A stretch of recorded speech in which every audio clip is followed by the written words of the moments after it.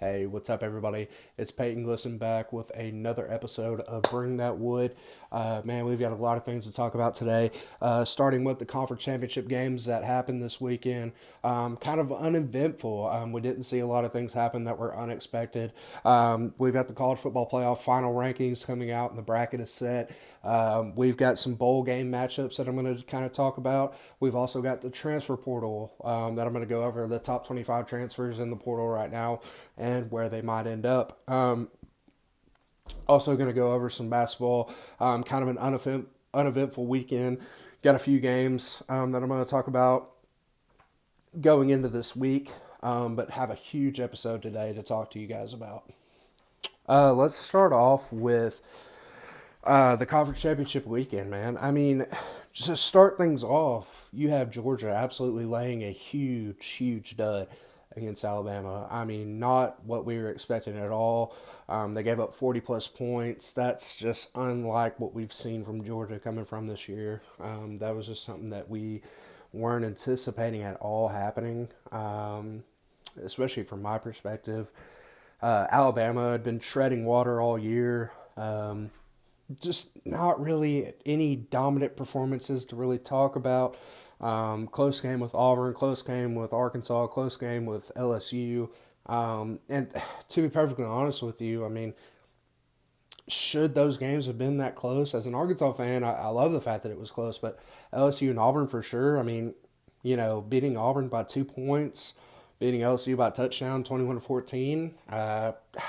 Weren't expecting them to absolutely dominate Georgia like they did. Um, but that goes to show again, probably the fact that you never count out Nick Saban and the boys. The Nick Saban led Alabama team is always going to be something to put money on for sure. Kind of something else that I looked at from this past weekend. Oklahoma State looked absolutely terrible. Quarterback play was subpar to say the least. I mean, 3 interceptions in the first half.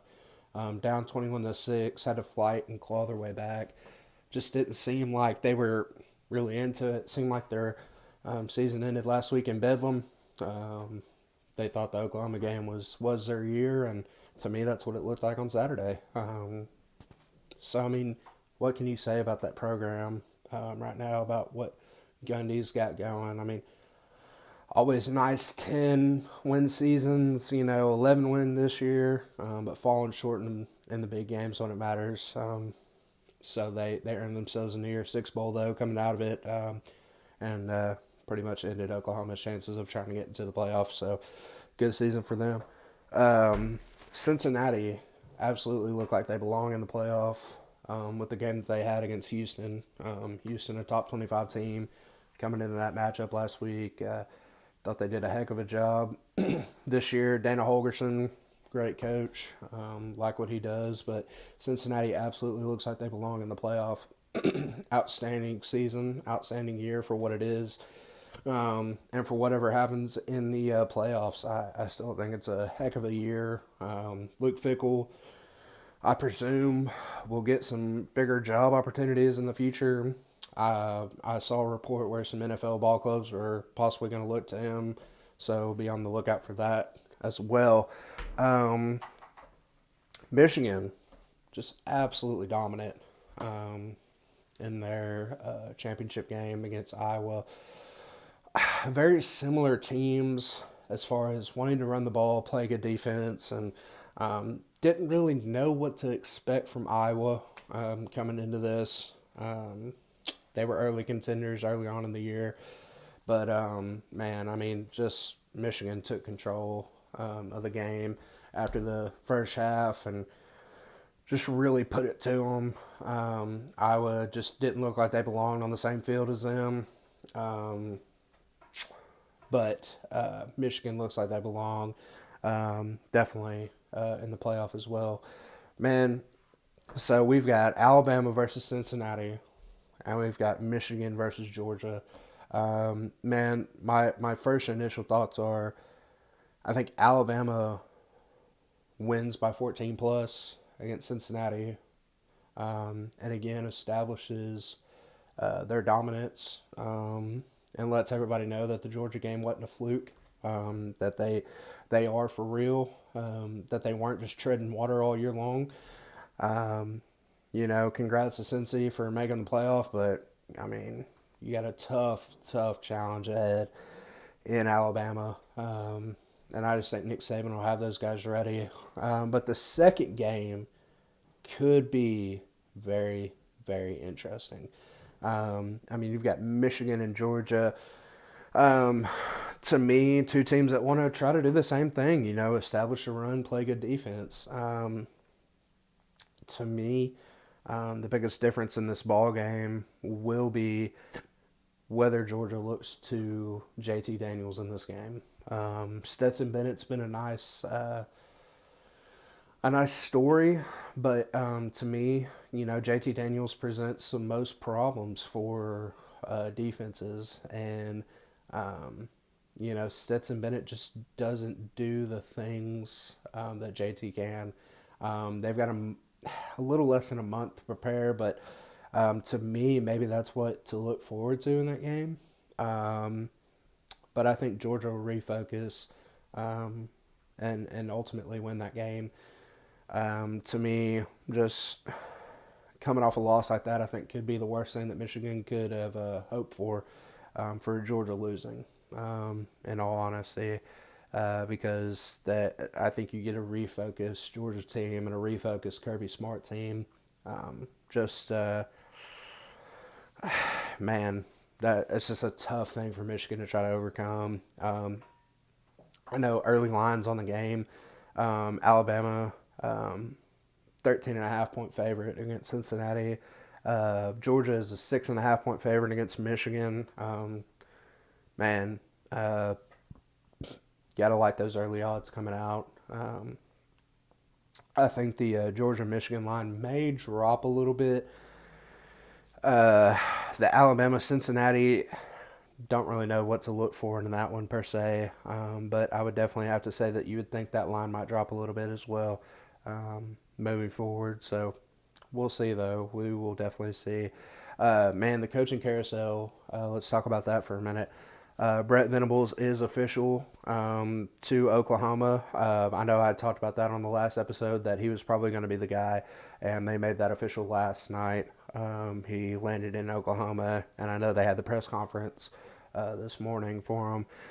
Mario Cristobal, as of, I believe, this morning, was official. But let's talk about the fact that the Miami officials handled that so poorly, allowing Manny Diaz to still go out and recruit, and not giving him any information at all. I think they did a terrible job by him.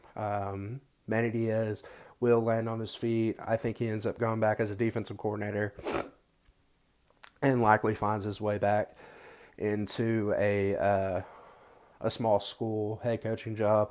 I think he really wanted to do well there. Had him on the right track, but this year just fell short of expectations and just couldn't get the fan base back on it. That's unfortunate. I like Manny Diaz, and I think he'll be a good head coach, just not the right place at the right time. So Mario Cristobal will go to Miami. So that leaves the Oregon job open. Have not a clue who will go there. To me, Oregon is just not a desirable head coaching job.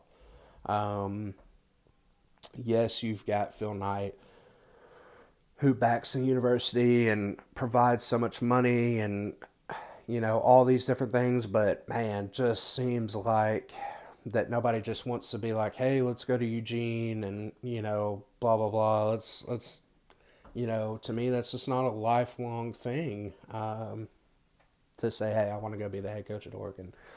Great program. They'll land on their feet as well with whoever they decide to get. Have no idea. There are some coaches out there, though, that I think will definitely be interested in that job. So a couple of the bowl games that I am very, very interested in would have to be Of course, Arkansas, Woo Pig, baby, versus Penn State. Um, for Arkansas, it's a great opponent to play, a name brand opponent in Penn State. Getting to go to the Outback Bowl in Tampa, well deserved. For Arkansas and Sam Pittman for the year that they have. Just a great group that has come through. But definitely looking forward to that game. Then you've got Ole Miss and Baylor. That could be a heck of a matchup right there in the Sugar Bowl down in New Orleans. I think, depending on if Matt Corral plays or not, I think that should definitely be a very good game with Dave Aranda coaching Baylor. And then you've got Ohio State and Utah in the Rose Bowl. The battle of who wants it more. Utah coming off a Pac-12 championship win against Oregon, absolutely dominating the Ducks in both their games, regular season and championship game. Ohio State, got to say, a disappointing season for those guys. Just not where they wanted to be. They had national championship aspirations.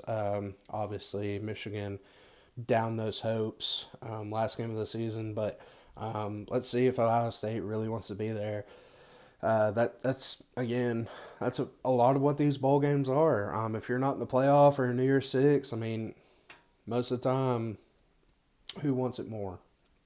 Another game to look forward to, and who wants it more? Oregon and Oklahoma in the Valero Alamo Bowl. We won't even know who's going to coach Oregon. I'm assuming it'll be an assistant, and they'll just promote as an interim. But Oklahoma, I know Bob Stoops will be coaching that one. Should be an interesting game. But man, again, another one of those games in which who wants it more? It's just going to come down to that. Simply put it as that: who wants it more? Um, but yeah, man, bowl season should be fun. Bowl season, you expect to see a lot of good things happen. And it's really just mainly for the kids, man. Getting to go out there and just perform at an elite level, and put on a showcase for themselves and for their universities. So, man, another thing that I wanted to touch on today, being the transfer portal. I've got 24/7's top 25, I believe, list sitting in front of me. Um, so I'm just going to kind of run through where I think these guys might end up by going. So first on the list, we've got Eli Ricks, a five-star cornerback coming out of LSU. I believe got hurt early on in the year and decided to leave. Don't know exactly where he's going to go right now. Nobody has a crystal ball out on him quite yet, but I know Alabama's in the mix, Ohio State's in the mix for him. To me, I don't think he's taking any official visits over the weekend or anything like that, so be on the lookout for him. Now the next guy, four-star tackle, Kingsley Sumatia, was at Oregon, has committed to BYU. That's another big get for BYU and the Cougs. Next guy up is Jamar Gibbs, running back out of Georgia Tech. Crystal Ball report has him going to Alabama. Another four-star guy. And then you've got another four-star, Zach Evans, running back out of TCU. No crystal ball report yet on him. You would have to think that he would have a lot of suitors moving forward. Spencer Rattler, big name guy. Obviously a former five-star recruit coming out of Oklahoma. Somebody did put in a crystal ball saying to UCLA. We'll have to see, but that does make sense. Also be on the lookout for Arizona and Arizona State. He is from the state of Arizona, so that would make a lot of sense as well. Let's see what else we got here. We've got Dylan Gabriel, quarterback out of UCF. He is committed to Ole Miss, I believe. Well, that may just be a crystal ball report. Not entirely for sure, but I mean, that would make a lot of sense. Them losing Matt Corral, and he fits that style. I know he had a good year with UCF and the Golden Knights. Uh, Big one for the Hogs, Jaden Hazelwood, former five-star receiver. I think he was the number 4 prospect in the country coming out in 2019. He is transferring from Oklahoma to the Hogs. Should be a huge get for them, with most likely Traylon Burks moving on to the NFL. Should help that wide receiver room quite a bit. And then you've got the Fresno State quarterback, which this right here is very, very interesting. Fresno State's head coach actually took the job at Washington. Jake Hayner actually came from Washington to Fresno, decided to leave, and I believe is going to go to Washington. An interesting scenario and going back to play for the Huskies for his coach. That should be a great fit for him and for that university. Next up on the list is Marcus Banks, a cornerback from Alabama. No crystal ball report out yet. Not for sure exactly where he'll end up by going, but should draw a lot of attention. And then you've got Tosh Harris, a wide receiver from Syracuse. Crystal ball has him going to Kentucky. That should be a big get for the Wildcats. Next on the list is Tyon Evans, a running back from the University of Tennessee. He's got 2 years eligibility left. Let's see. No crystal ball report yet on him. Should draw a lot of attention. Next up is Jalen Berger. Excuse me real quick while I get my list here together. He is a running back from Wisconsin. Crystal ball has him going to Michigan State. Moving forward, we've got Miles Frazier, a offensive tackle from Florida International University. Crystal ball has him going to Florida State. Should be a big get for the Seminoles to beef up that offensive line. Next on the list is Jacoby Weinman, a linebacker from UNLV. No crystal ball yet on him. Next up is Terrence Lewis, a linebacker from Maryland. No crystal ball on him. Next up is Paul. Don't get me here, Paul, if I mess up your last name. Tico Tachio, excuse me. Offensive tackle from Clemson. Crystal ball has him going to Georgia Tech. Next up, Antonio Doyle. He is a defensive end from Texas A&M. No crystal ball report yet on him. Next up is defensive lineman Marcus Bradley from Vanderbilt. Excuse me. Has no crystal ball yet, but could be a very promising prospect. Next up, quarterback Miles Brennan. Man, I got to stop on him for a minute because I tell you what, very talented coming out of high school, went to LSU, but man, 2 injury-ridden seasons, didn't even play in any game this year, got hurt in fall camp. Has a lot of talent, but man, I mean, last year got hurt, before the season this year got hurt. Whoever takes a chance on him has got to be wondering, man, what am I going to get out of this kid in the transfer portal? So we'll see with Miles Brennan. Next up is linebacker Muhammad Sanogu out of Ole Miss. No crystal ball report yet on him. Next up, quarterback Jacob Zeno from Baylor. No crystal ball report yet on him. Next up is offensive tackle Pierce Quick out of Alabama. Crystal ball report has him going to Georgia Tech. Interior offensive lineman Caden Lyles is up next out of Wisconsin. No crystal ball report yet on him. Number 24 on the list, Micah Pittman, a wide receiver out of Oregon. No crystal ball report yet on him. And then finally, last but not least, Jadon Blue, wide receiver out of Temple. No crystal ball report yet on him. So right there is your top 25 potential transfers in the portal right now. Also, to throw in there, Quinn Ewers. When I printed off this list, he was not on the list quite yet. Transferring out of Ohio State. one of the highest rated quarterback recruits ever. I expect him to have a lot of interest from pretty much everybody. He is from the state of Texas. I know that he took a visit or is going to take a visit to Texas Tech. Also on his list is Texas and Texas A&M, which all three make sense, being from the state of Texas. I believe played at Southlake. So we will see where he ends up by going. Very interesting prospect. Went to Ohio State for 1 year. After coming out and reclassifying early, had an NIL deal without even playing a snap. So you want to talk about a kid with a lot of hype but has not proven anything yet. Quinn Ewers out of Ohio State. Man, let's get into some college basketball.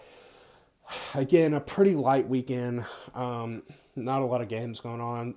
Big one, though, Alabama upsetting Gonzaga. Two early losses for the Zags. Pretty unexpected, I got to say, after Alabama losing to Iona. Very talented group out of Alabama.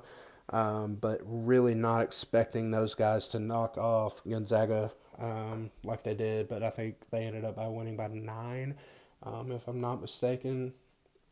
So a good win for Nate Oates and his program. Another thing to look for, Memphis back-to-back losses to very inferior opponents. You want to talk about a 3-win Georgia team that they lost to on Wednesday, I believe. And then losing to Ole Miss. I mean, teams that they should beat, have all the talent in the world. I have a question on here. Is Penny starting to feel the heat? I think he absolutely is. He's in his 3rd year, I believe. Won the NIT last year, but that's obviously not where Memphis wants to be. Top 5 recruiting classes, I believe, in each one of his seasons, maybe top 10. But I can definitely tell you this, that Memphis fans aren't happy with him. This team is definitely not meeting expectations. So we'll see what happens there in Memphis. Still early on in the season. Haven't gotten to conference play quite yet for a lot of programs, but just something to think on and chew on. Some games to look forward to. And I believe all of these are this Saturday. You have Houston versus Alabama. You've got Arizona versus Illinois. And you've got Wisconsin versus Ohio State. Also a sneaky one just to kind of throw in there could be Kentucky versus Notre Dame. I know Notre Dame isn't quite the program in which they had been probably about 4 years ago, but could be a sneaky game for the Wildcats. Still trying to figure out their ball club. I know the AP Top 25 came out today. I don't think there was much of a shakeup as far as that goes. New number 1 Purdue, not a huge shocker after Gonzaga and Duke lose. Duke lost to Ohio State obviously last week, which that was a tremendous game. So Purdue takes over that number 1 spot. We'll see what the Boilermakers have left in the season. But guys, I got to tell you that this bowl season should be pretty interesting.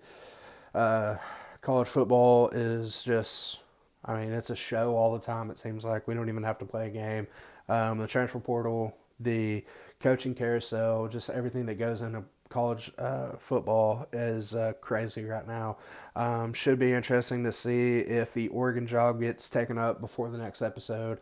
But guys, again, I thank you guys for liking and subscribing to the channel. Just encourage you guys to be on the lookout for the next episode. Follow me on Twitter, Bring That Wood Show. I am on there, and I will be, I can give you guys more updates on shows. I will be posting on there as well every day for updates, tweets about things going on and stuff like that. So make sure to like and subscribe, guys, and thank you guys so much. Y'all have a great day.